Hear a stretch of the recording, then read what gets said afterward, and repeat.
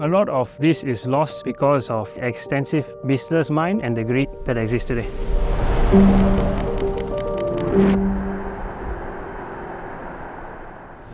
Trees are the lifelines of our planet Earth, supporting biodiversity and connecting ecosystems.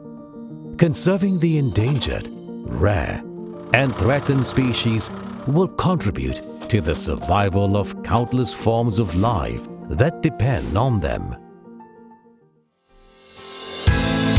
Bridge is trying to preserve this ecosystem. We are trying to educate the community about the importance of this ecosystem. That's where we do our talks in the schools, trying to reach out from the younger generation to the older generation.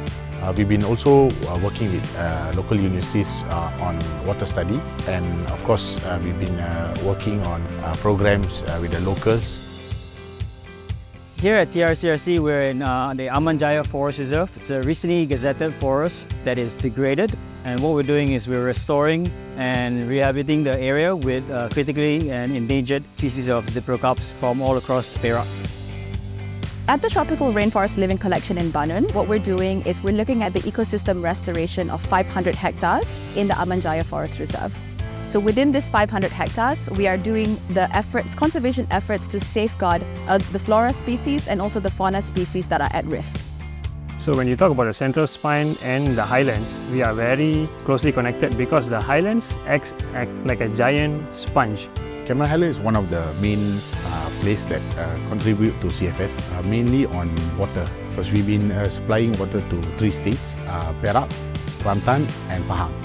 So TRCRC is located almost in the center of this linkage, which is a primary linkage connecting the Belum Forest and the Temenggo Forest Reserve.